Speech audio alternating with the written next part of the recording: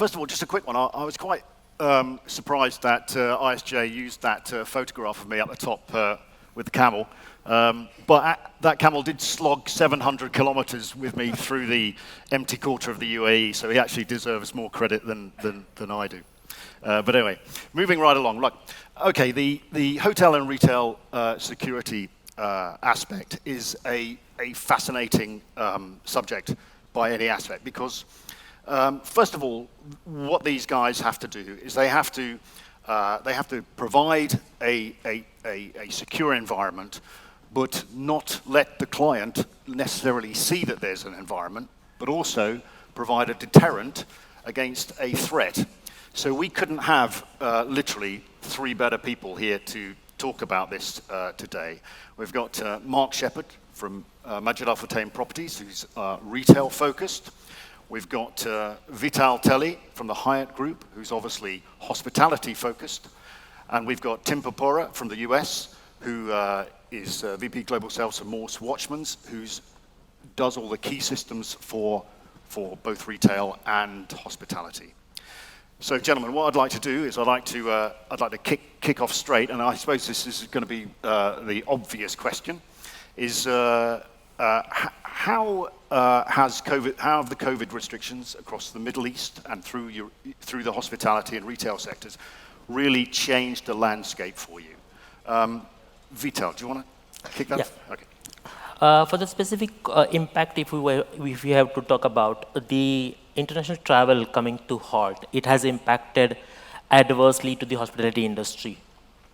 And the immediate impact was to reduce the manpower cost, operational cost. So when we were looking at reducing the cost, what we have done, like we have enhanced the man hours in such a way where we can achieve the operational agility as well and operational efficiency as well.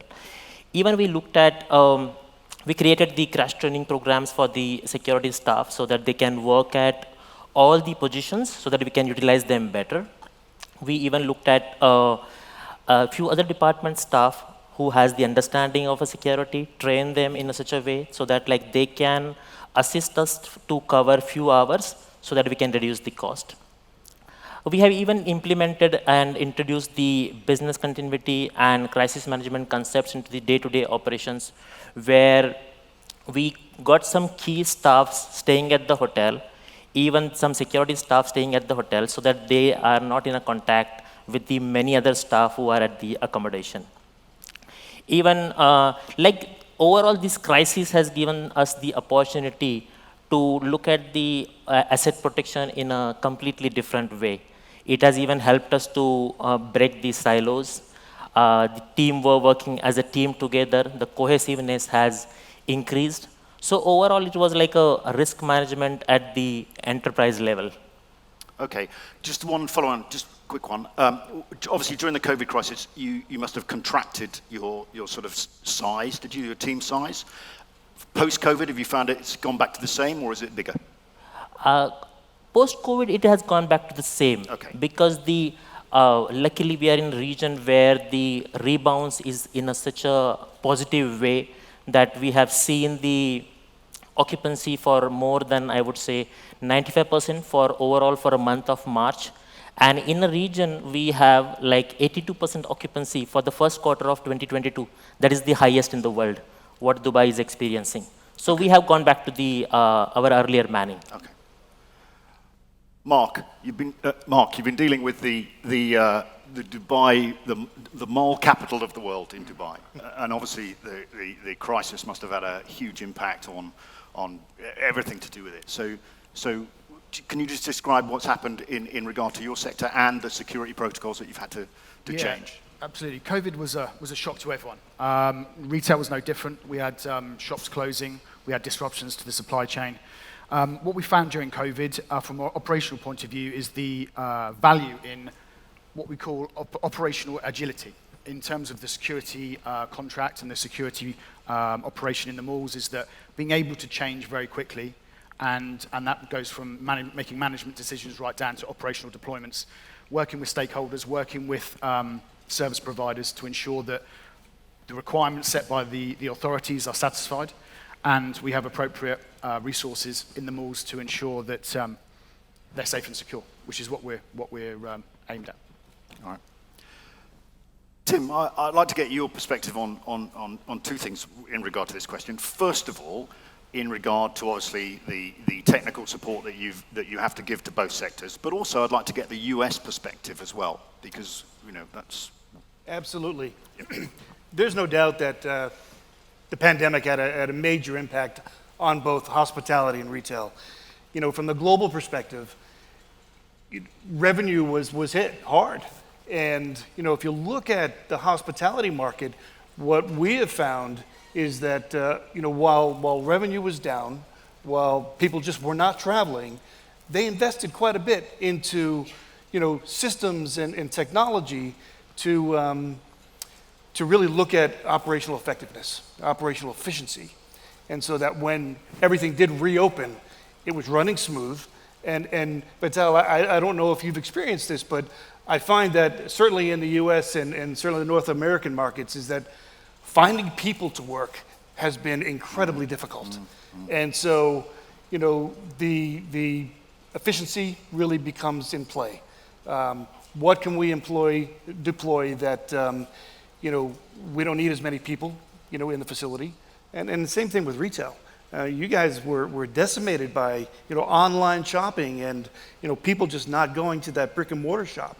So it's, it's looking at technologies on what can we bring into the facility to help us run more efficiently. Yeah.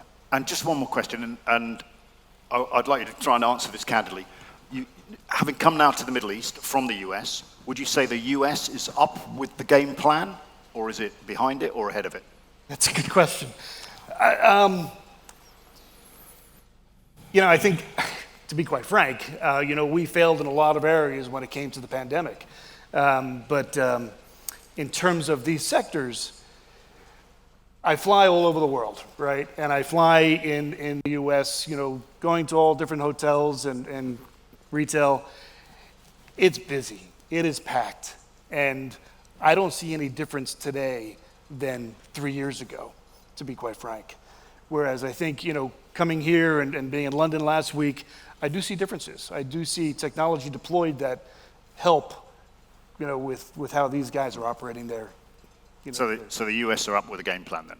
They're what? The US is up with the game plan with the rest of the world in... Yeah. Okay. Yeah. Okay, good. Sometimes I feel we're behind, but yeah, we're up there. Okay, that's what I was pushing at. Okay, let's move on. Let's move on to the next question with the specific or the key threats, especially to the hospitality sector at the moment. What do you think the key threats are to the sector? From a business point of view, the threat would be if the new variant emerges into the source market. So that is a threat for us, and how the government they are managing that situation at the country level. That is how it depends for the business threat level, I would say. From the security threats at the hospitality, it is because the COVID has created a huge non-employment all over the world. So we can expect the visitors, they may involve in some petty crimes or maybe a fraud intended towards the guest who are staying at the hotel. So security is expected to be alert on the toes to make sure that it is not impacted. Even the threats, another threat would be the dependency of the hospitality industry for the manpower on the subcontinent and the developing world, where if something happens in that market, it will be really challenging to get that human capital from that market. Even the highly integrated systems which are reliant on the IoT, if the systems get derailed or attacked, it will impact on the overall business processes there, and where at times the business may find that they are understaffed. Nice. Even if we have to think about the suppliers, there is a limit, like what kind of supplies or what kind of storage they can have at their local warehouse. And another threat would be when we are now we are all focused towards the COVID, we should not be taking like our eyes away from the other threats. It could be like cyber attack, or it could be even the violent attacks through the terrorism. So the team is expected to be prepared for that as well. So that is what I can think of. Okay, that pretty much covers the whole scope then, really. Mark, what about yourself in the retail space? In terms of key threats, I'll identify a couple that, firstly, COVID is not over. It's something that we're talking more and more about in conversation is the post-pandemic world. And we need to ensure that we are moving forward positively. However, we need to make sure that we can scale back if we need to. And that comes back to that operational agility I was talking about earlier, is that we need to contingency plan with our stakeholders, with our service providers, to ensure that if the government say tomorrow you need to do this, we're in a position to be able to do that. So that's something we need to kind of maintain, is that operational capacity. The second one is around digital security. I know it's been touched on a lot here today already, but it's something, as was touched on before, that during the pandemic, we had a lot of business go online. And now footfall in the malls is back up to where it was pre-pandemic, and we think online sales, online business is about 20 to 30% above where it would have been without the pandemic. So we're in a position where the pandemic accelerated that process of moving things online, and what we're doing, obviously in the retail sector, is omnichannel, and this is basically a hybrid of in-store experiences and e-commerce as well, and trying to blend that in a way that we provide great customer experience, but we also it's important that we build in security to that process. We need to make sure it's a built-in and not an afterthought, because if we leave that behind, then it leaves vulnerabilities to retailers, mall operators, and customers.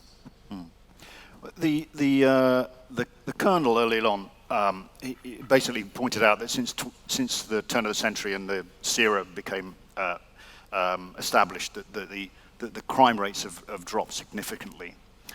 Vitthal just talked about one of the threats being the emergence of petty crime.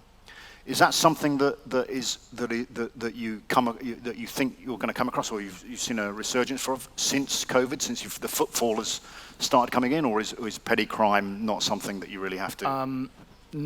From a mall perspective, it's a manageable level. We're very fortunate to operate in a very safe and secure country compared to a lot of other countries, including where I come from myself in the UK. But it's easy in such circumstances, and it comes with its own vulnerabilities and its own risk, is that it can breed complacency. So if people are not dealing with robberies on a daily basis, as they aren't here, then people lose the ability to deal with those incidents. So it's important, from my perspective, to ensure that operational readiness and ensure that we're able to deal with those situations should they arise. So it's sort of stayed steady then. It's not. You don't think it's not something that you've got to. I haven't seen any significant increase in those That's things. good. If I may just jump in and say... Yeah, please do, Tom. I was going to ask you anyway. From the United States perspective, we've seen an uptick in that crime rate. Absolutely. Yeah. I think the UK has as well, actually. I think the UK's enough. Yeah. So it's tough to really manage. And Tim, while that, do you see what are any key threats that you recognise from your part of the industry right now? Not thinking of just about COVID, about anything? Well, I mean, if you consider this a threat, getting people back into the brick and mortar, locations is the challenge. Yeah. And on the hospitality side would be, offering that guest experience that makes them wanting to come back, and loyalty. They have many choices. So what you're doing after the COVID pandemic is important. How do you attract people in, and how do you keep them as a loyal guest? Because the focus would be from the customer side, it will be more on the safety and health, wellness. So they will be selecting the venues accordingly. Yeah. Right. No, I know I might have to push you a bit to answer this one, but can you tell us about the kind of technologies that are now being implemented that improve the visitor experience in hospitality venues from a security? Overall, at some of our properties, we have implemented the thermal screening with the help of the thermal cameras. Even we implemented the mobile keys for the guests so that they don't have to carry the keys to open the rooms and all. Even having the QR code for the room service menus. At some properties, even the electronic check-in, check-outs. But at the same time, like the technology was available, but that was not the time where we can go back and ask for the more investment. So what we looked into, whatever system we had, how we can get more from it. So the access control system is already implemented. So what we see that like some of the doors where like we are not utilizing them more, putting them on the access control. Earlier, it was only an event into the access control. So we put maybe a pop-up video as well and monitoring them through the CCTV. So that is how it has helped us to reduce the cost as well. So yes, at some places, we have implemented the new technology, but at some places, we have enhanced what we had earlier. Yeah, it's a delicate balance, isn't it? Because some of your clients want to interact with your staff, and then others don't. So you've got to try and... Yeah, at small properties, we have implemented more of the existing system enhancing. And at the larger properties where the expectations were more from the guest, where we have implemented maybe a new technology. Yeah. Mark, same question? Yeah, sure. I'll touch on kind of less security-related things first, if I may. We at Magic Alpha Team are very driven by our vision, which is about providing great moments for everyone every day. And part of that vision is about providing customer experience. And what we found is, following the pandemic, the malls that provide the best customer experience do well in terms of footfall, in terms of sales. So the value there is obvious in creating those good customer experiences. In Mall of the Emirates, not far from here, we've introduced two concepts recently. The first one is an automated carrefour. So this is using technology of cameras in the ceiling, tracking people's movements within the store, and then automatically billing people as they leave. So that's something that we've brought into the mall. The second thing is something called Shop of the Future, which is, I mentioned the word omnichannel earlier, and this is a hybrid between e-commerce and physical visit to the store.